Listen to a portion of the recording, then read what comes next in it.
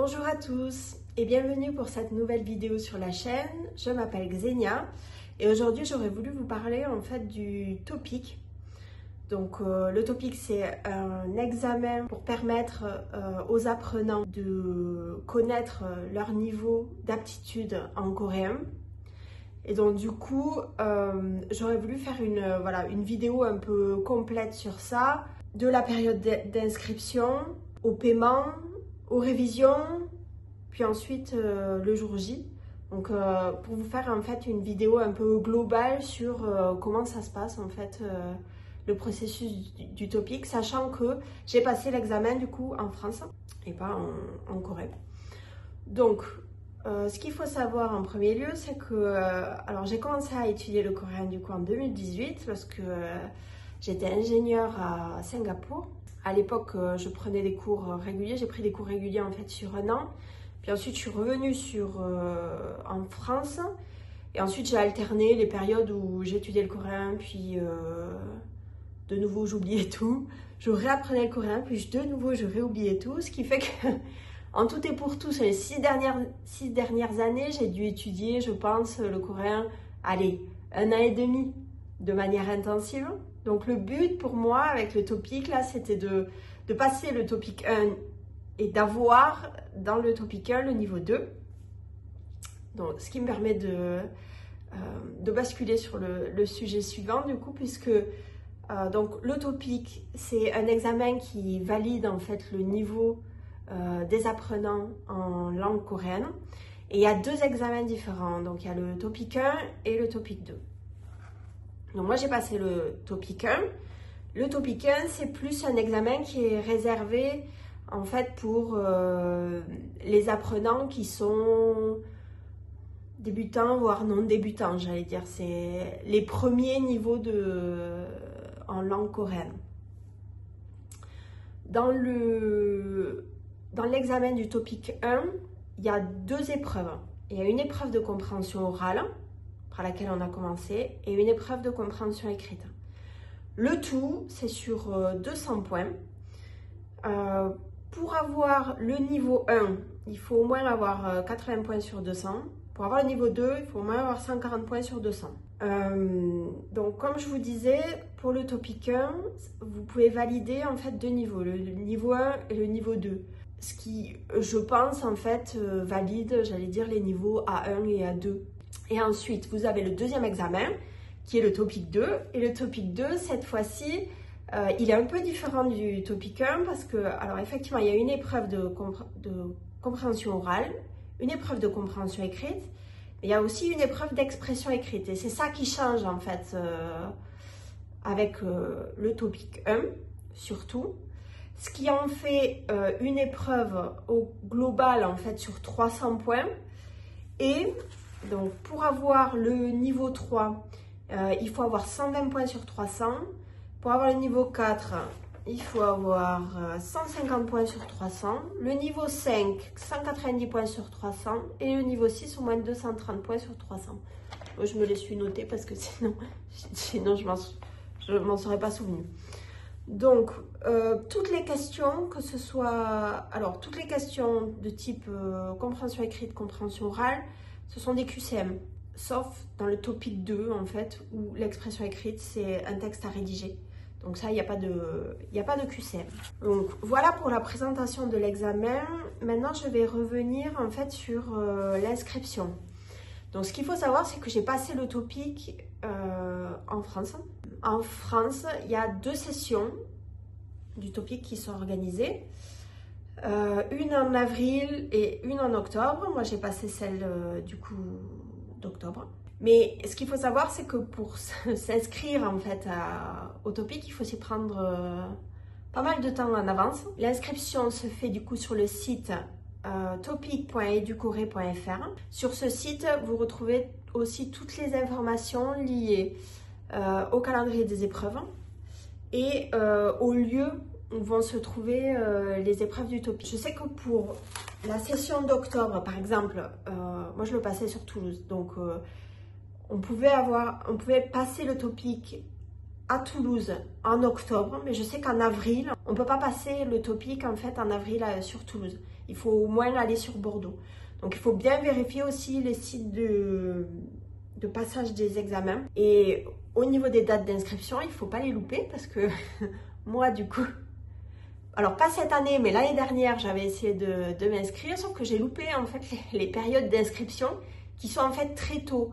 Donc pour vous donner un ordre d'idée, j'ai passé le TOPIK le 13 octobre et je me suis inscrite début juillet. Je crois que la période d'inscription, c'était les 2 premières semaines de juillet. Il n'y a pas une grande ouverture d'inscription et en plus, elle est assez avancée avant la période d'examen. Donc voilà, il faut faire attention à ne pas s'emmêler les pinceaux en fait et bien s'inscrire à la période voulue. Au niveau des prix, alors je sais que pour le TOPIK 1, c'est 40 €. Pour le TOPIK 2, c'est 55 €. Donc ça, tout se fait sur le site topic.educoré.fr, que ce soit l'inscription et le paiement. Et ensuite, vous recevrez la confirmation. Ce qu'il faut savoir aussi avec les lieux de passage d'examen, et ça je l'ai appris que le jour où j'ai passé en fait le TOPIK sur Toulouse, mais s'il y a moins de 10 inscrits, par exemple sur le TOPIK 1, s'il y a moins de 10 inscrits à Toulouse, en fait, ils ferment en fait le passage de l'examen et ils vous proposent en fait de le repasser sur un autre site d'examen comme à Bordeaux. Donc ça aussi, il faut le savoir, quoi, que il y a 2 ans, par exemple, en octobre, donc pas cette année. Alors attendez, parce qu'on est en 2024, donc cette année ça a été bon, on a pu le passer. Par contre l'année dernière, je sais que les sessions avaient été annulées parce qu'il n'y avait pas assez de participants. Pour la suite, donc une fois qu'on a payé et que tout est confirmé, s'engrange toute la période en fait de révision. Donc je vais être honnête, ce qui m'a vraiment aidé moi, c'est que juste après en fait avoir fait cette inscription, en fait je suis partie 2 mois en Corée du Sud, du coup en juillet-août de cette année, où j'ai fait qu'étudier. En fait je me suis inscrite dans une académie de langue et en fait j'ai fait qu'étudier le coréen pendant 2 mois. Et donc non seulement ça m'a beaucoup aidé pour le DU en coréen du coup de l'université Bordeaux-Montagne, mais aussi ça m'a pas mal aidé pour le TOPIK. Sachant que beaucoup des notions de grammaire que l'on revoit en cours, en fait, c'est celles que l'on revoit en TOPIK. Beaucoup du vocabulaire aussi retombe en fait au TOPIK. Donc, il y avait vraiment quelque chose de très lié entre ce que j'ai appris cet été en Corée du Sud dans l'académie en fait et ce que j'ai retrouvé en fait au TOPIK. Et donc ça a été un super entraînement. Ensuite, ce qui m'a aidé pour m'adapter en fait à l'épreuve en elle-même du TOPIK, c'est le site topicguide.com. Il propose en fait ce qu'on appelle des mock tests, donc des tests d'entraînement du TOPIK. Et je trouvais que c'était super bien parce que en fait vous pouvez faire des tests en fait dans le temps imparti. Et ils vous disent à peu près où est-ce que vous en êtes, quoi. Et donc ça, j'ai trouvé ça super intéressant. Je crois que j'en ai fait 2 ou 3 histoire de m'entraîner en fait sur le profil, j'allais dire, de l'examen en lui-même. Et ça m'a vraiment beaucoup aidé, j'allais dire, en parallèle en fait des cours que je prenais. Donc pour le TOPIK 1, en compréhension écrite, vous trouverez peut-être des questions comme par exemple en premier sujet, donc trouver le sujet principal de la phrase présentée en coréen. En fait, vous allez avoir une phrase en coréen, il faudra trouver en fait le sujet principal de cette phrase ou le sujet principal de ce texte. Et vous pouvez aussi avoir des questions de grammaire ou des questions sur des textes. Donc il y a de la compréhension écrite sur des textes, mais il y a aussi pas mal de questions de grammaire. Et il y a aussi ce genre de questions, en fait, vous avez une espèce de texte, en fait, et vous devez remettre le texte dans l'ordre, en fait, les phrases correctement dans l'ordre. Et c'est un peu le même travail en compréhension orale, mais cette fois-ci, en fait, la base de l'examen, ce sont que des audios. Donc passer un audio. Sur la compréhension orale, il y a 30 questions. En compréhension écrite, il y a 40 questions. Le jour J, donc le passage de l'examen.